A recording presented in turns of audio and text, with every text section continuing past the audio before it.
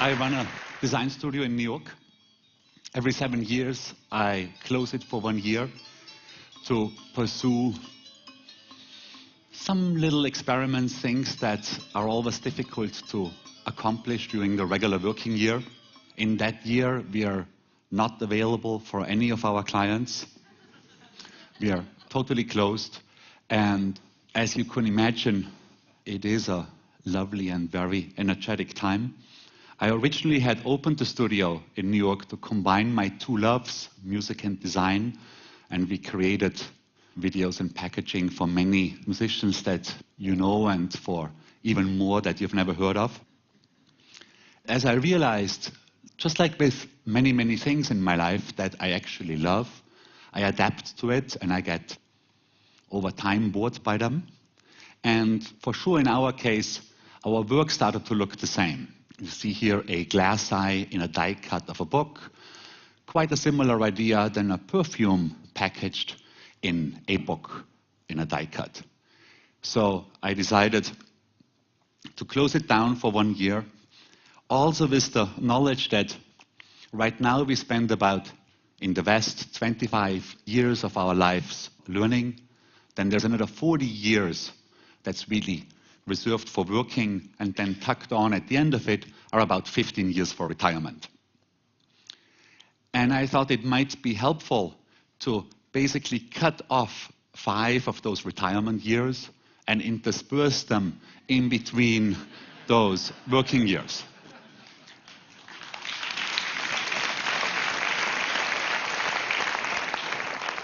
That's clearly enjoyable for myself. But probably even more important is that the work that comes out of these years flows back into the company and into society at large, rather than just, benefiting a grandchild or two. There's a fellow TEDster who spoke 2 years ago, Jonathan Haidt, who defined his work into 3 different levels, and they rang very true for me. I can see my work as a job. I do it for money. I likely already look forward to the weekend on Thursdays, and I probably will need a hobby as a leveling mechanism. In a career, I'm definitely more engaged, but at the same time, there will be periods when I think, is all that really hard work really worth my while? While in the third one, in the calling, very much likely, I would do it also if I wouldn't be financially compensated for it. I'm not a religious person myself, but I did look for nature. I had spent my first sabbatical in New York City, looked for something different for the second one. Europe and the US didn't really feel enticing because I knew them too well, so Asia it was. The most beautiful landscapes I had seen in Asia were Sri Lanka and Bali. Sri Lanka still had the civil war going on. So Bali it was. It's a wonderful, very craft-oriented society. I arrived there in September 2008 and pretty much started to work right away.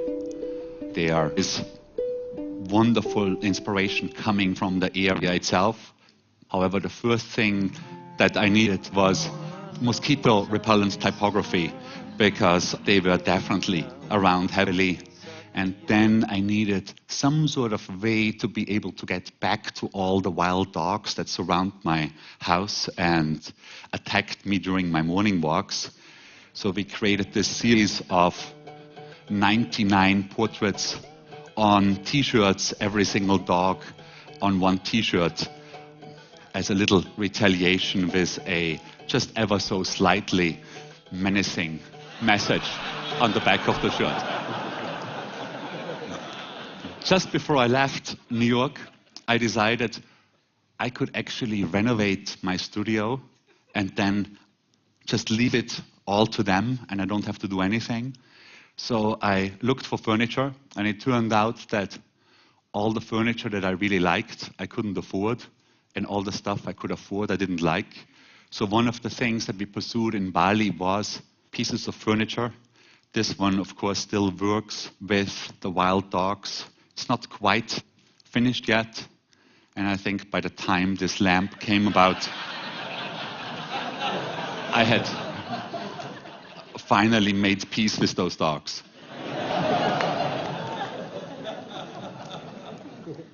Then there is a coffee table. I also needed a coffee table. It's called Be Here Now. It includes 330 compasses, and we had custom espresso cups made that hide a magnet inside and makes those compasses go crazy, always centering on them. Then this is a fairly talkative, verbose kind of chair. I also started meditating for the first time in my life in Bali. And at the same time, I'm extremely aware how boring it is to hear about other people's happinesses. So I will not really go too far into it. Many of you will know this TED star, Danny Gilbert, whose book, actually, I got it through the TED Book Club. And I think it took me 4 years to finally read it while on sabbatical. And I was pleased to see that he actually wrote the book while he was in sabbatical. And I'll show you a couple of people that did well by pursuing sabbaticals. This is Ferran Adrian. Many people think he is right now the best chef in the world with his restaurant north of Barcelona, Il Bulli. His restaurant is open 7 months every year. He closes it down for 5 months to experiment with a full kitchen staff. His latest numbers are fairly impressive. He can seat throughout a year, so he can seat 8,000 people. And he has 2.2 million requests for reservations. If I look at my cycle, 7 years, 1 year sabbatical, it's 12.5% of my time.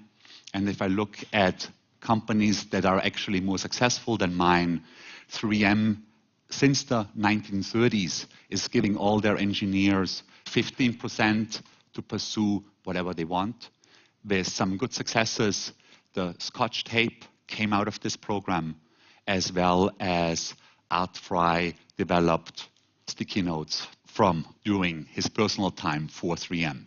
Google, of course, very famously gives 20% for their software engineers to pursue their own personal projects.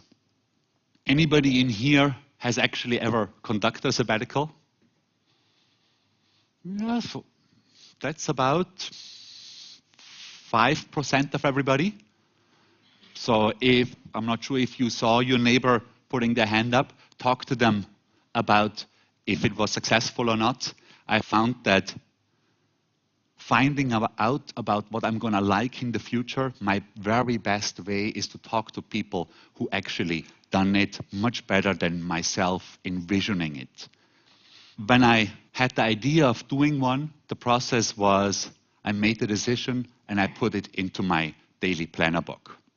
And then I told as many people as I possibly could about it so that there was no way that I could chicken out later on. In the beginning, on the first sabbatical, it was rather disastrous. I had thought that I should do this without any plan, that this vacuum of time somehow would be wonderful and enticing for idea generation. It was not. Without a plan, I just reacted to little requests, not work requests, that those I all said no to, but other little requests, sending files to Japanese design magazines and things like that. So I became my own intern, and I very quickly made a list of the things that I was interested in, put them in a hierarchy, divided them into chunks of time, and then made a plan very much like in grade school. What does it say here? Monday, 8 to 9 story writing, 9 to 10 future thinking. Was not very successful, and so on and so forth. And that actually, specifically as a starting point at the first sabbatical, worked really well for me. What came out of it? I really got close to design again. I had fun. Financially, seen over the long term, it was actually successful because the improved quality, we could ask for higher prices. And probably most importantly, basically everything we've done in the 7 years following the first sabbatical came out of thinking of that one single year. And I'll show you a couple of projects that came out of the 7 years following that sabbatical. One of the strands of thinking I was involved in was that sameness is so incredibly overrated. This whole idea that everything needs to be exactly the same works for a very, very few strand of companies and not for everybody else. We were asked to design an identity for Casa de Música, the Rem Koolhaas built music center in Porto, in Portugal. And even though I desired to do an identity that doesn't use the architecture, I failed at that, and mostly also because I realized out of a Rem Koolhaas presentation to the city of Porto, where he talked about a conglomeration of various layers of meaning, which I understood after I translated it from architecture speech into regular English, basically as logo making. And I understood that the building itself was a logo, so then it became quite easy. We put a mask on it, looked at it, dig down in the ground, checked it out from all sides, west, north, south, east, top and bottom, colored them in a very particular way by having a friend of mine write a piece of software, the Casa de Música logo generator, that's connected to a scanner. You put any image in there, like that Beethoven image, and the software in a second will give you a Casa de Música Beethoven logo, which, when you actually have to design a Beethoven poster, comes in handy because the visual information of the logo and the actual poster is exactly the same, so they will always fit together, also conceptually, of course. If Zappa's music is performed, it gets its own logo, or Philip Glass or Lou Reed or the Chemical Brothers, who all performed there, get their own Casa de Música logo. Works the same internally with the president or the musical director, whose Casa de Música portraits wind up on their business cards. There is a full-blown orchestra living inside the building, has a more transparent identity. The truck that they go on tour with. Or there's a smaller contemporary orchestra, 12 people, that remixes its own title. And one of the handy things that came about was that you could take the logo type and create advertising out of it, like this Donatoni poster, or Chopin, or Mozart, or La Monte Young. You can take the shape and make typography out of it. You can grow it underneath the skin. You can have a poster for a family event in front of the house, or a rave underneath the house, or a weekly program, as well as educational services. Second insight. So far, until that point, I had been mostly involved or used the language of design for promotional purposes, which was fine with me. On one hand, I have nothing against selling. My parents are both salespeople. But I did feel that I spent so much time learning this language. Why do I only promote with it? There must be something else. And the whole series of work came out of it. Some of you might have seen it. I showed some of it at earlier TEDs before under the title Things I've Learned in My Life So Far. I'll just show two now.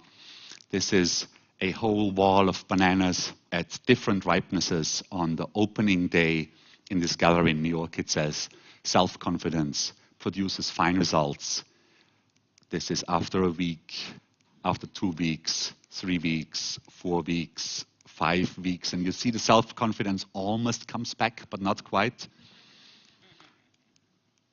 These are some pictures visitors sent to me. And then the city of Amsterdam gave us a plaza and asked us to do something. We used the stone plates as a grid for our little piece. We got 250,000 coins from the central bank at different darknesses. So we got brand new ones, shiny ones, medium ones, and very old dark ones. And with the help of 100 volunteers over a week, created this fairly floral typography that spelled obsessions make my life worse and my work better. And the idea, of course, was to make the type so precious that as an audience, you would be in between. Should I really take as much money as I can, or should I leave the piece intact as it is right now?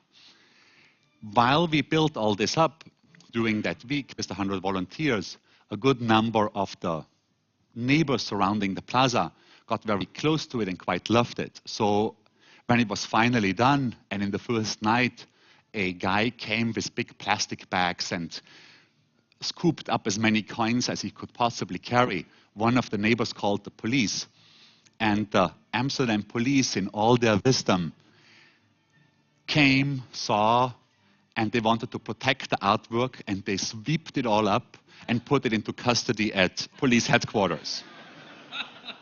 I think you see them sweeping right here. That's the police getting rid of it all. So after 8 hours, that pretty much was all was left of the whole thing. We're also working on started a bigger project in Bali. It's a movie about happiness. And here we asked some nearby pigs to do the titles for us. They weren't quite slick enough, so we asked the goose to do it again and hoped she would do somehow a more elegant or pretty job. And I think she overdid it, just a bit too ornamental.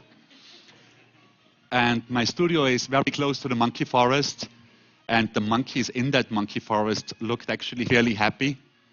So we asked those guys to do it again. Did a fine job, but had a couple of readability problems.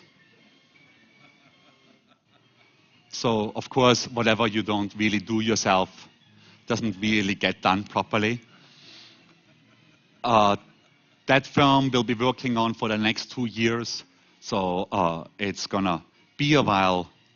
And of course, you might think that doing a film on happiness might not really be worthwhile.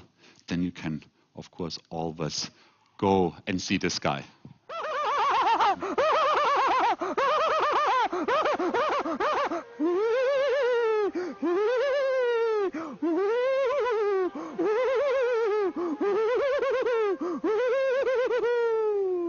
And I'm happy, I'm relaxed. I'm happy, I'm relaxed. I'm happy, I'm relaxed. Boo, boo, boo, boo, boo, boo. Thank you. Thank you.